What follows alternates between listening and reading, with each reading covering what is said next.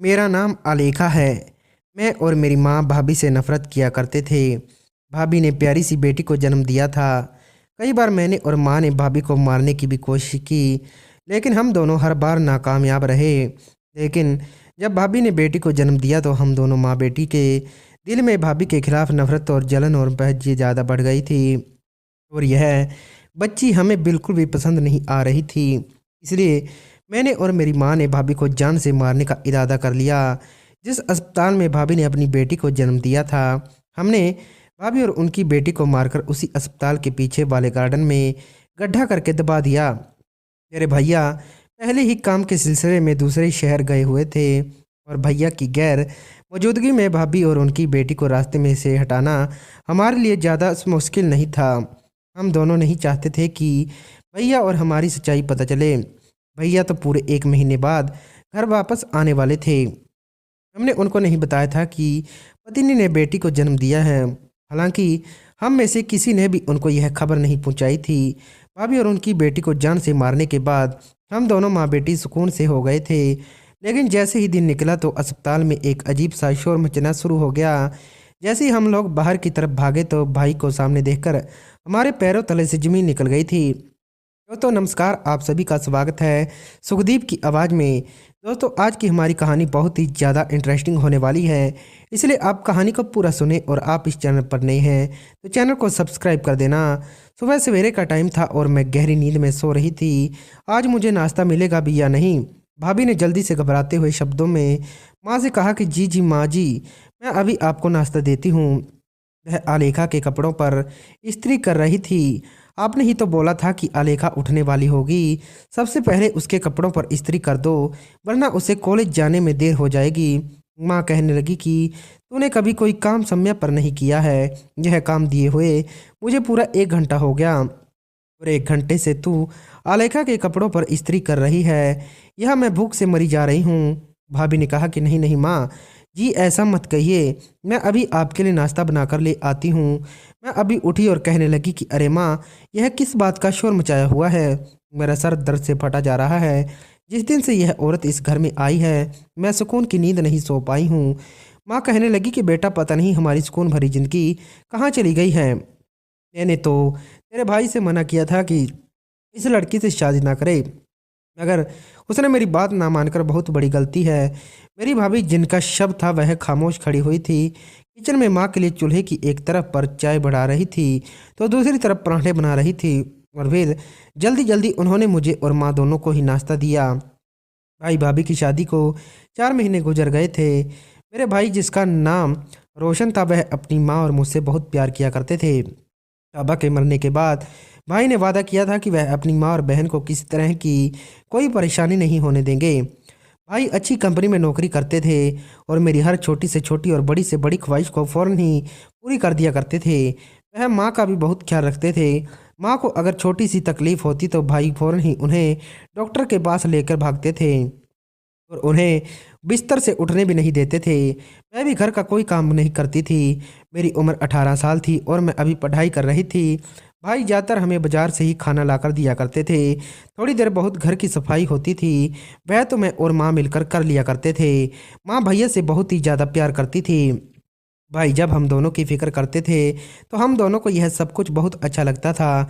मैं माँ से कहती थी कि माँ, मैं चाहती हूँ कि मेरे भाई हमेशा से ही ऐसे रहें, क्योंकि हमारे पड़ोस वाली जो रोशनी है उसका भाई तो अपनी बहन को मुंह भी नहीं लगाता, ना ही वह अपनी माँ से ठीक से बर्ताव करता। मगर मेरे भाई बहुत अच्छे हैं, हमेशा मेरे भाई ऐसे ही रहें।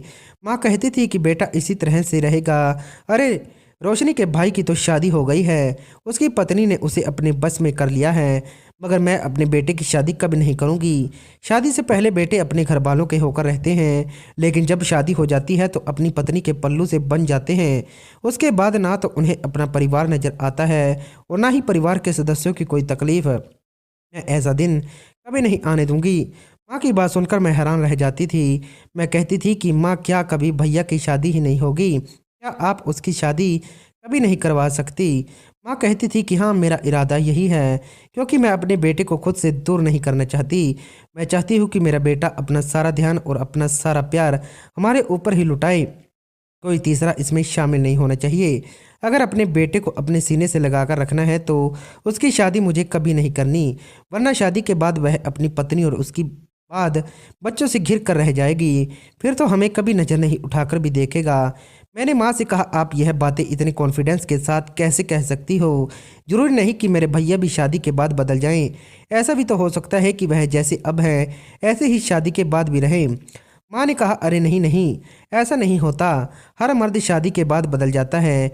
मैं बहुत अच्छे से जानती हूँ और मुझे इस बात का बहुत तजुर्बा है। अरे जब मेरी शादी हुई थी तब मैंने अपने पति को भी अपने इशारों पर नचाया था। फिर तुम्हारे पिता ने कभी भी अपने घर वालों को पलट कर नहीं देखा था।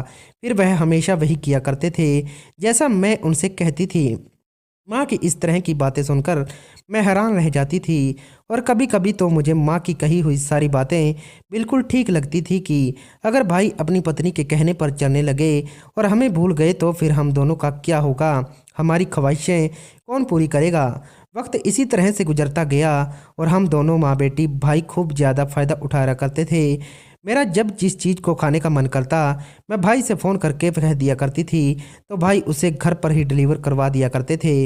मुझे जैसा कपड़ा पहनने का मन करता भाई मुझे उसको खरीदने के लिए पैसे भी दे दिया करते थे। भाई कहते थे कि मेरी दुनिया तुम दोनों ही हो। अब मैं तुम दोनों की ख्वाहिशें पूरी नहीं करूँगा तो फिर किसकी करूँगा? हमारी ज़िंदगी सुकून से और बहुत अच्छी गुजर रही थी।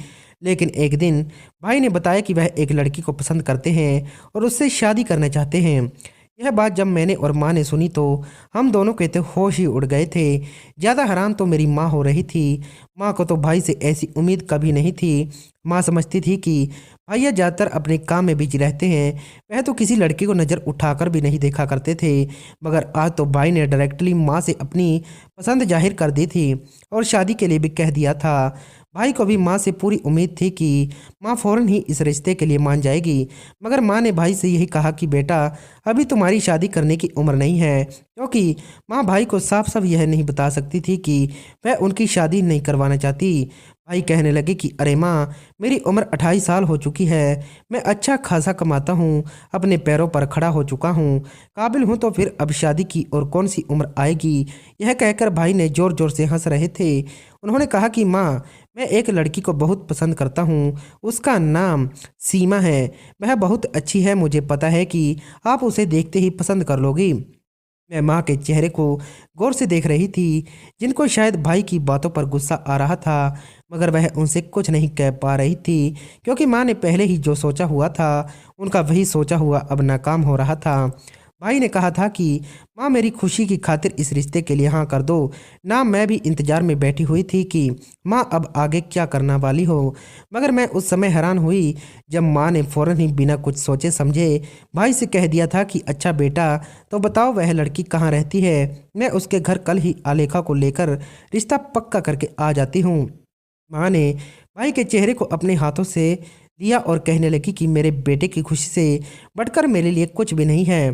तुमने सच कहा बेटा, तुम बड़े हो गए हो और मुझे अपने बेटे की शादी के बारे में पहले ही सोच लेना चाहिए था। मगर बेटा, यह ध्यान रखना कि हर माँ के लिए उसका बच्चा छोटा ही रहता है। भाई ने माँ के दोनों हाथों को हाथ में थामा और कहने लगे, क्या आप सच कह रही हो? माँ, आप बहुत अच्छी हो। मुझे पता था कि आपके लिए मेरी खुशी बहुत ज़रूरी है। भाई ने खुश होते हुए अपना एक हाथ जेब में डालकर मोबाइल निकालने की कोशिश की और कहा कि मैं अभी आपको सीमा फ़ोटो दिखाता हूँ। इतने पर ही माँ ने कहा, अरे बेटा, नहीं नहीं, तुम्हें फ़ोटो दिखाने की कोई ज़रूरत नहीं है। मुझे उम्मीद है कि जिस लड़की को मेरे बेटे ने पसंद किया होगा वह लड़की कोई मामूली लड़की नहीं होगी, बल्कि वह तो दुनिया की सबसे अलग और स्पेशलिस्ट लड़की होगी। मेरे बेटे की पसंद भला आम कहाँ हो सकती है? भाई ने वापस अपना फ़ोन निकाल लिया और वापस अपनी जेब में डाल लिया। और अब तो वह इतनी जल्दी शादी के लिए मान भी गई थी। भाई के घर से बाहर जाते ही मैंने माँ से कहा, अरे माँ, यह तुमने क्या कह दिया? मुझे तो तुमसे ऐसी उम्मीद कभी भी नहीं थी। अब हमारी घर में भाभी आ जाएगी तो हम दोनों का क्या होगा? ऐसा आप ही तो कहती थी कि बीवी के आने के बाद बेटा बदल जाता है। माँ कहने लगी कि हाँ, तुम ठीक कह रही हो, लेकिन मैं भी कोई बच्ची खिलाड़ी नहीं हूँ। मुझे अपने बेटे का दिल जीतना आता है। मैं भी तो देखूं कि वो लड़की कौन है जिसने मेरे बेटे को अपने प्यार के जाल में फंसा लिया है। फिर से माँ की तरफ देखा और कहा, तो क्या आप सच में भाई की शादी करवाना चाहती हैं? तो माँ कहने लगी, हाँ, शादी तो मैं तुम्हारे भाई की पसंद से ही करवा दूंगी, ताकि उसके दिल में मेरे लिए और गहरी जगह बन जाए। लेकिन जिस लड़की से वह शादी करना चाहता है, एक बार इस घर में आ जाए, फिर मैं उसे अपने इशारों पर ऐसे नचाऊंगी कि वह कभी भी मेरे बेटे को मुझसे अलग करने के बारे में सोच नहीं सकेगी। अगर मैं तुम्हारे भाई की पसंद को इनकार कर देती हूँ, तो वह मुझसे नाराज हो जाता है और फिर धीरे धीरे मुझसे दूर होने लगेगा। सोचने लग जाता है कि उसने सारी ज़िंदगी हमारा कितना ख्याल रखा, हमारी खुशियों का ख्याल रखने की खातिर कभी उसने अपनी खुशियों का ख्याल नहीं रखा। यही बात उसके दिल में चुभ जाती और वह धीरे धीरे मुझसे दूर हो जाता। बस यही सब कुछ सोच समझकर मैंने अपने बेटे की बात मान ली।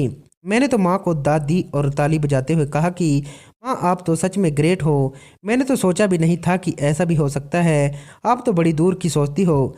माँ के चेहरे पर एक शांति राना मुस्कुराहट थी। और फिर अगले ही दिन मैं और मेरी माँ भैया की पसंद की लड़की को देखने और उसके घर का उसका हाथ मांगने के लिए चले गए थे। लड़की तो बहुत सुंदर थी, मगर गरीब घर की थी। लड़के वालों के लिए खुशकिस्मत ही थी कि उनकी बेटी के लिए इतने घर से रिश्ता आ गया है। कुछ समय के बाद ही भाई की शादी हो गई और फिर मेरा भाई और हम सब खुशी खुशी रहने लगे। दोस्तों, आज की हमारी कहानी आपको अच्छी लगी तो कमेंट बॉक्स में ज़रूर बताना, और नए चैनल पे नए हो तो चैनल को सब्सक्राइब करना मत भूलना। मिलते हैं नई कहानी के साथ, तब तक के लिए धन्यवाद।